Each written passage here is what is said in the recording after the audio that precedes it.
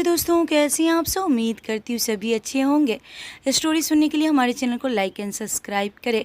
अगर आपने इसका पिछला एपिसोड नहीं देखा है तो मैंने प्ले लिस्ट में मेंशन कर दिया, आप जाके ज़रूर देखें। ये स्टोरी का 45 भाग है। तो चलिए स्टोरी स्टार्ट करते हैं। स्टोरी अच्छी लगे तो लाइक कमेंट करना ना भूलिएगा। अभी तक स्टोरी में आप लोगों ने देखा कि विराट कायरा से कहता है कि उसे भूपेंद्र का सामना करना ही होगा। भूपेंद्र को उसकी किए की सज़ा तुम दोगी और मैं बनाऊंगा तुम्हें उस काबिल।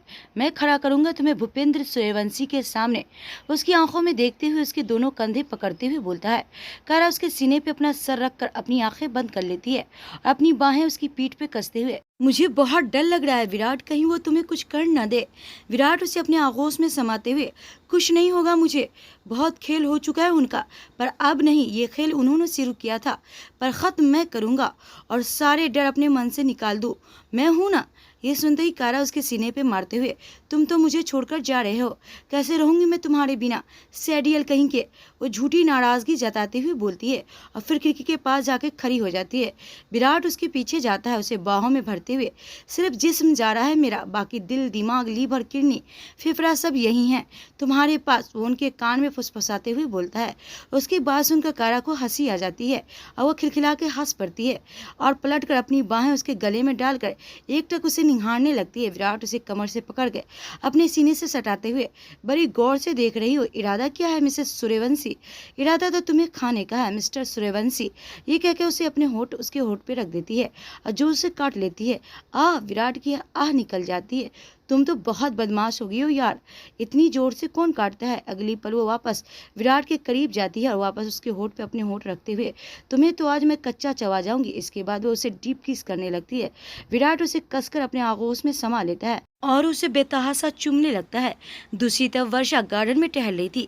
सुधा बहाने से सिया को अपनी बहन के घर ले गई थी, ये कह के उसे कुछ काम है तो वो 2 दिन में वहीं रहेगी। असल में सुधा चाहती थी कि वर्षा और राघव को अकेले में टाइम बिताने का मौका मिले। वर्षा का मन तो नहीं था सिया को भेजने का, क्योंकि इसके बिना तो उसे कुछ अच्छा ही नहीं लग रहा था, पर वो सुधा को मना नहीं कर पाती। खैर, राघव के आने से पहले सुधा सिया को लेकर घर से चली गई थी। वर्षा अपने ही ख्यालों में गुम इधर से उधर घूम रही थी। उसके ख्यालों में बस राघव था, सिर्फ राघव। जिस तरह से राघव ने गलत सोच लिया था कि वर्षा उसके साथ शादी करके खुश नहीं है, वही गलतफहमी अब वर्षा को हो गई थी। उसे भी यही लगने लगा था कि राघव उससे शादी करके खुश नहीं है, या फिर बस वो उसे सिया की माँ मानता है, अपनी पत्नी नहीं। यही सोचते हुए मन में, क्या राघव जी सच में मुझे अपनी पत्नी नहीं मानते? तो तू कौन सा उसे अपना पति मानती है? उसके दिल से आवाज़ आती है, तू उसे कौन सा पति होने का हक दिया है? तू भी तो बस सिया की माँ बन के ही रही हमेशा। और फिर तुझे क्या, राघव तुझे अपनी पत्नी समझे न समझे, तू कौन सा उससे प्यार करती है? वर्षा के दिल से आती आवाज़ जैसे उसे नींद से जगाया हो। हाँ, सच ही तो है, मैं खुद भी तो आज तक कभी उनकी पत्नी नहीं बनी, तो वो मेरे पति कैसे बनते? हाँ, ये सच है कि मैं आज तक अपने अतीत में ही जी रही थी। अपने अतीत को जकड़ रखा है मैंने अपने हाथों में, वो अतीत जो मेरा है ही नहीं। अब मैं अपने अतीत से आज़ाद होना चाहती हूँ, खुलकर जीना चाहती हूँ, पूरे दिल के साथ राघव जी के साथ अपने रिश्ते की शुरुआत करना चाहती हूँ, जो कि मैं करूँगी। वो पूरे आत्मविश्वास के साथ बोलती है। वर्षा उसके दिल से उलझन के बादल छट चुके थे और सच्चाई की परत उसके चेहरे पे चमक गए थे। राघव के साथ बिताया हुआ वक्त उसकी आंखों के सामने घूम रहा था। प्यार का तो पता नहीं, पर मुझे आपका साथ अच्छा लगने लगा है। राघव जी, मुझे नहीं पता कि आपके दिल में मेरे लिए कोई फीलिंग है या नहीं, पर मेरी एक कोशिश तो बनती है। ये सोचते हुए उसके होठों पे मुस्कान फैल जाती है और वो गहरी हो जाती है। वो जल्दी से अंदर जाती है, अपनी अलमारी खोलती है, नज़र जाती है सामने रखी साड़ियों पे, जो कि राघव ने उसके मना करने के बाद भी ज़बरदस्ती उसे लेकर दी थी। कितना खुश था वो राघव उस समय, पर वर्षा ने आज तक उसमें से एक भी साड़ी को नहीं पहना था, कभी ध्यान ही नहीं दिया उसने इतना। खैर, वो एक ब्लू कलर की साड़ी निकालती है जिस पर सिल्वर कलर का हल्का हल्का वर्क था। आईने के सामने उसे खुद पर लगाकर देखती है और फिर शावर लेने चली जाती है। उधर घर पे ओमकार और उस्मा कहीं बाहर गए थे। इंजल खाना खाकर आराम से सो गई थी। विवेक और अबनी घर के बैक साइड पे बने पूल एरिया पे बैठे हुए थे। पूल के आसपास के एरिया में घास लगी हुई थी जिस पर अबनी बैठी हुई थी और उसी के गोद में सर रख कर विवेक लेटा हुआ था। उसके बाल में हाथ घुमाते हुए, मुझे सब कुछ सपने जैसा लग रहा है विवेक, यकीन ही नहीं हो रहा कि तुम सच में मेरे पास हो। मुझे तो लगा कि मैंने तुम्हें हमेशा के लिए खो दिया है। मुझे लगा कि तुम मुझसे बहुत नाराज़ हो क्योंकि मैंने तुम्हारे साथ वो सब किया था। विवेक उसका हाथ पकड़ता है और अपने दिल पे रखते हुए, ये धड़कन महसूस हो रही है ना तुम्हें? ये तुम्हारे लिए है पागल लड़की, ये दिल सिर्फ सिर्फ तुम्हारे लिए धड़कता है, सिर्फ तुम्हारे लिए। मानता हूँ कि बहुत सी गलतियाँ की है अपनी लाइफ में, पर तुम्हारे आने के बाद मुझे एहसास हुआ कि अपनी बीच में उसके होठ पे उंगली रखते हुए बस जो बीत गया उसे भूल जाओ। मैंने देखा है तुम्हारे साथ रह के तुम्हें दिल से बदलते हुए। ये कहते हुए उसका माथा चूम लेती है। अगली पल विवेक उसे अपने पास आने का इशारा करता है। अपना सर उसके बाजू पर रखकर उसके पास लेट जाती है। दोनों आसमान में टिमटिमाते तारों को देखते हुए बातें कर रहे थे अपनी आने वाली जिंदगी की। उधर राघव अब घर पहुंच गया था। उसे नहीं पता था कि सुधा सिया को लेकर उसकी मौसी के घर गई है। वर्षा उसके बारे में सोचने लगी है। इस चीज को लेकर वो बहुत खुश था। वो डोरबेल बजाता है। वर्षा जो नहाकर उसी वक्त रेडी हुई थी, वो घड़ी में टाइम देखते हुए इस वक्त कौन आया होगा, राघव जी तो देर से आते हैं। खैर वो दरवाजा खोलने जाती है। जैसे ही वो दरवाजा खोलती है तो सामने राघव को देखकर हैरान रह जाती है। उसे उम्मीद ही नहीं थी कि राघव इतनी जल्दी आ जाएगा। जहाँ वर्षा उसे हैरानी से देख रही थी, राघव का भी वही हाल था। वो बिना पलके झपकाए उसे देखे ही जा रहा था। नीले रंग की साड़ी में उसका गोरे रंग बहुत जच रहा था। मैचिंग डीप नेकलेस ब्लाउज, आंखों में गहरा काजल, माथों पे छोटी सी नग वाली बिंदी, मांग में सिंदूर, होठों पे लाल लिपस्टिक, बालों को एक साइड कंधे पे करके रखा हुआ था जिसमें से हल्का हल्का पानी टपक रहा था। राघव तो नजरें हटाना ही भूल गया था अपनी, और ये देखकर वर्षा के गाल गुलाबी हो जाते हैं। वो अपनी पलके झपकाए हुए दरवाजे से हट जाती है और राघव को होश में लाते हुए, आज आप बहुत जल्दी आ गए हैं राघव जी। राघव उसकी आवाज से होश में आता है और अपनी हरकत पे छिप जाता है। आज मैं आपके साथ वक्त बिताने आया हूँ वर्षा जी। इस बात से नाराज थी ना आपकी? मैं आपको टाइम नहीं देता। ये सुनने की देरी थी कि वर्षा का चेहरा खुशी से खिल जाता है, पर साथ ही साथ उसकी धड़कनें बढ़ जाती है, जैसे कोई चोरी पकड़ी गई हो। उसे समझ ही नहीं आता कि वो क्या बोले। मैं आपके लिए पानी लेकर आती हूँ, इतना कह के वो तुरंत किचन में चली जाती है। उसकी धड़कनें अभी तक बढ़ी हुई थी। राघव भी उसके पीछे जाता है। वो बाहर खड़ा वर्षा को देखते हुए मन में सही कह रही थी माँ कि वर्षा जी अपने दिल की बात खुद नहीं कहेगी, मुझे ही समझना होगा। और मैं समझ गया हूँ कि जो आपकी आंखें मेरे लिए देख रही है उसे प्यार कहते हैं। कोई बात नहीं, मैं आपके दिल की बात आपकी जुबान पर ला कर रहूँगा। ये सोचते वो किचन में जाता है। माँ और सिया कहीं नजर नहीं आ रही, कहाँ गए हैं सब? वर्षा उसे पानी देते हुए वो माँ जी कह रही थी कि उन्हें मौसी जी से कुछ काम है तो वो 2 दिन बाद ही आएंगी। राघव समझ जाता है कि सुधा जानबूझकर गई है। वो पानी पीता है। उसकी नज़रें वर्षा पे टिकी हुई थी और वर्षा थी जिसकी नज़रें ऊपर हो ही नहीं रही थी। राघव पानी का गिलास साइड में रखता है। आज आप बहुत अच्छी लग रही हैं वर्षा जी, वो थोड़ा सा उसके करीब जाते हुए बोलता है। वर्षा भी जैसे उसके मुँह से अपनी तारीफ ही सुनना चाहती हो, पर एक पत्नी की तरह पूछ नहीं पाई कि कैसी लग रही हूँ मैं। उसे कुछ समझ ही नहीं आ रहा था कि क्या बोले। मैं अभी आई, इतना कहकर वो फिर से बाहर जाने लगती है, पर इस बार राघव उसका हाथ पकड़ लेता है और अपनी तरफ खींच लेता है। उसे उम्मीद नहीं थी कि राघव कुछ ऐसा करेगा। उसका दिल इतनी तेजी से धड़क उठता है जैसे उछलकर बाहर आ जाएगा। अभी वो राघव के इस झटके से बाहर नहीं आई थी, तभी राघव उसे दूसरा झटका देता है। वो अपना ठंडा ठंडा हाथ उसके कमर पर रखकर अपनी तरफ करीब करते हुए वर्षा बर्फ सी वही जम जाती है। चेहरा उठाकर राघव की तरफ देखने की उसकी हिम्मत ही नहीं हो रही थी। आज राघव का एक अलग ही अंदाज था। वो समझ गया था कि अगर एक शर्मा रही है तो दूसरे को बेशर्म बनना ही पड़ेगा। वर्षा की हालत देख के राघव मन ही मन मुस्कुरा रहा था। वो उसके चेहरे को ऊपर करते हुए, मेरी तरफ देखो ना वर्षा। वर्षा न में गर्दन हिला देती है। उसे समझ ही नहीं आ रहा था कि वो क्या कर रही है। देखो ना प्लीज, राघव फिर से बोलता है। इस बार वर्षा की नजरें ऊपर होती है और राघव की नजरों से जाकर मिल जाती है। राघव अभी भी अपना हाथ उसकी कमर पर रखा हुआ था। वो अपने हाथ की उंगलियां कमर से ऊपर करते हुए, डोरी खुली है आपके ब्लाउज की, वो धीरे से बोलता है। ये सुनते ही वर्षा की बड़ी बड़ी आंखें और बड़ी हो जाती है। शर्म के मारे गाल लाल हो जाते हैं उसके। उसे कुछ समझ ही नहीं आता। वो झट से दूसरी तरफ घूम जाती है जिससे उसकी पीठ राघव की तरफ हो जाते हैं। राघव की मुस्कान और भी बड़ी हो जाती है। वर्षा को एहसास ही नहीं हो रहा था कि उसने क्या किया। राघव अपने होठ उसके कान के पास ले जाते हुए, गुड गर्ल, इतना कह के उसकी डोरी बांधने लगता है। ऐसे करते हुए उसकी उंगलियां वर्षा की पीठ को छू रही थी जो उसे बेकाबू कर रही थी। वर्षा की दोनों हाथ उसकी साड़ियों पे कस जाती है, पर अपनी हरकत को याद करके उसके होठों पे मुस्कान तैर जाती है। पागल हूँ मैं बिल्कुल, सच में, वो मन ही मन बोलती है। लो हो गया। राघव की आवाज़ से वो होश में आती है और उससे अलग हो जाती है। आपके लिए कुछ बना दूँ? वो उससे नजरें चुराती हुई बोलती है। साफ पता चल रहा था कि कितना कुछ कहना चाहती है वो राघव से, कितना कुछ पूछना चाहती है, पर एक तो उसे शब्द नहीं मिल रहे और दूसरा उसकी झिझक उसे रोक रही थी। राघव उसकी एक एक बात पर नोटिस कर रहा था। मन में सबसे पहले आपकी ये झिझक मुझे ख़त्म करनी है वर्षा जी, और ये मैं करके रहूँगा। एक काम करते हैं, आज बाहर खाना खाने चलते हैं, काफ़ी टाइम से कहीं घूमने नहीं गए। आप तो रेडी हैं, बस मैं फटाक से रेडी होकर आया। इतना कह के वो कमरे में चला जाता है। वर्षा बस उसे जाते हुए देखती रह जाती है। राघव की करीबी का एहसास उसे अब तक हो रहा था।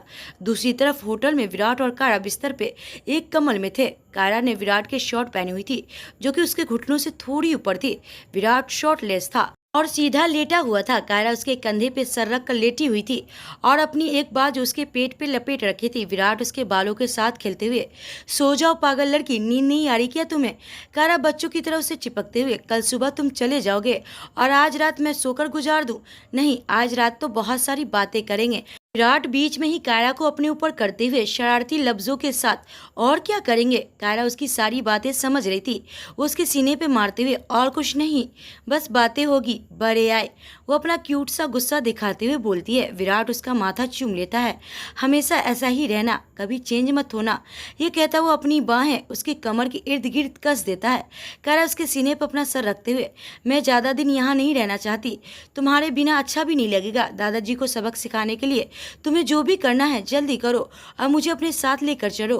वो लगभग अपना फरमान सुनाते हुए बोलती है, मैं भी नहीं चाहता तुम्हारे बिना रहना। तुम्हें क्या लग रहा है कि तुम्हें छोड़कर जाने में मुझे खुशी मिल रही है? बता नहीं सकता कि अंदर ही अंदर कितना तड़प रहा हूँ मैं, लेकिन अपने प्यार को अपनी ताकत बनाना चाहता हूँ, कमजोरी नहीं, और यही बात अब तुम्हें सीखनी होगी। कायरा अपना चेहरा उठाकर उसकी तरफ देखते हुए, मतलब? उधर राघव अपने कमरे में जाता है और रेडी होने के लिए अलमारी में से अपने कपड़े निकालने लगता है। तभी उसके पीछे पीछे वर्षा भी वहाँ आ जाती है। वर्षा जी देखिए ना, मेरी ग्रीन वाली शर्ट नहीं मिल रही। वर्षा उसके पास जाते हुए, एक बात कहूँ राघव जी? वो थोड़ा झिझकते हुए बोलती है, कितनी बार आपसे कहा है कि आप बेझिझक मुझसे कुछ भी कह सकती हैं, आपको मुझसे पूछने की ज़रूरत नहीं। आप पूरे हक के साथ बिना झिझक के मुझसे कुछ भी कह सकती हैं। पता है, आप जब ऐसे पूछती हैं मुझसे तो मुझे ऐसा लगता है जैसे कि आप अभी तक मेरे साथ सहज नहीं हो पाई हैं। वो बिना रुके बोल रहा था, जैसे अब नहीं बोल पाया तो कभी नहीं बोल पाएगा। वर्षा एकटक उसे देख रही थी, अपनी नजरें झुकाते हुए, मुझे ऐसा लगने लगा है कि आप मुझसे शादी करके खुश नहीं हैं, आप मुझे अपनी पत्नी नहीं मानते। इतना कह के वो खामोश हो जाती है। ये पहली बार था जब वर्षा ने आगे बढ़कर बिना झिझके अपने दिल की बात कही थी। ये देखकर राघव के होठों पे एक सुकून भरी मुस्कान आ जाती है कि चलो, वर्षा ने अपने दिल की बात तो कही। राघव अपने कदम वर्षा की तरफ बढ़ाता है और अगले ही पल वो उसके बेहद करीब होता है। वर्षा की नजरें अब भी झुकी थी। और आपको ऐसा क्यों लगा? उसके और करीब होते हुए बोलता है। वर्षा की धड़कनें बढ़ जाती है। वो आप मतलब? राघव उसके दोनों हाथ पकड़ते हुए, बोलिए ना वर्षा जी, आप रोज घर देर से आ रहे थे और घर से जल्दी जा रहे थे, इसीलिए। उफ, इतनी मासूमियत से बोला था वर्षा की राघव एक बार फिर अपना दिल हार जाता है। दूसरी तरफ विराट बिस्तर पर था और कायरा उसके गोद में बैठी हुई थी। विराट ने दोनों को कम्बल से कवर कर रखा था, बस दोनों के हाथ बाहर थे, जिसमें विराट ने एक फाइल को पकड़ा हुआ था और वो कायरा से कह रहा था कि देखो, तुम्हें मेरा साथ देना होगा। जब तक मैं वापस नहीं आ जाता तब तक ये फाइल तुम स्टडी करोगी, इसकी बारीकियों को समझोगी। ये कहता वो कायरा की तरफ देखता है तो उसे एकटक अपनी तरफ देखता हुआ पाता है। कायरा, यहाँ मैं तुम्हें इतनी ज़रूरी बात समझा रहा हूँ और तुम हो कि मुझे ही देखे जा रही हो, हद है। हाँ, बेहद है तुमसे प्यार। कायरा उसके करीब जाते हुए बोलती है। विराट उसका चेहरा फाइल की तरफ करते हुए, इधर देखो कायरा। कायरा वापस उसकी तरफ देखते हुए, आपके चेहरे से नज़र नहीं हटती, ये फाइल क्या है?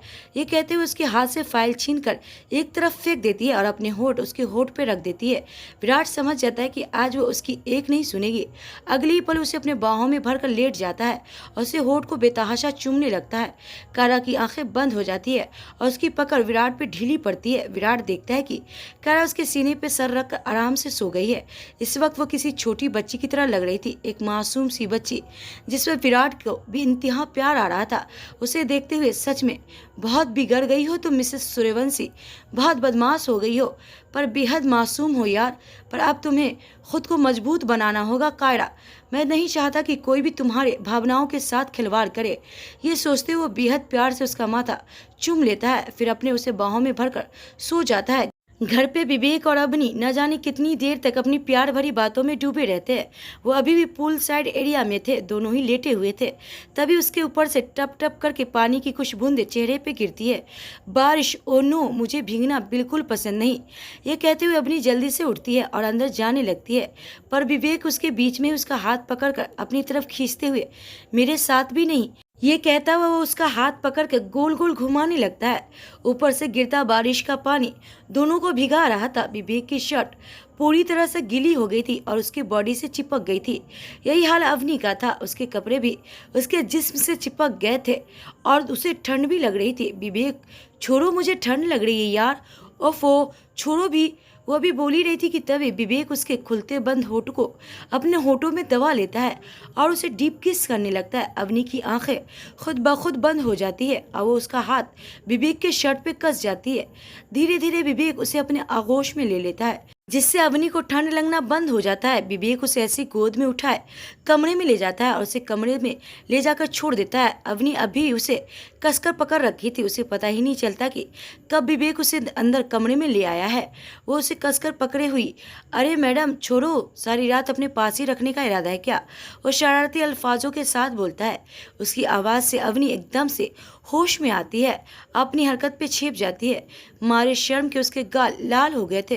वो जल्दी से वॉशरूम में चली जाती है और दरवाजे से टेक लगाकर लंबी लंबी सांसें लेने लगती है। आज पहली बार विवेक ने उसे छुआ था। उसके लबों का एहसास, अब तक उसे अपने लबों पे एहसास हो रहा था। वो शर्मा कर खुद में सिमटी जा रही थी। बाहर खड़ा विवेक समझ गया था कि वो बहुत शर्मा रही है।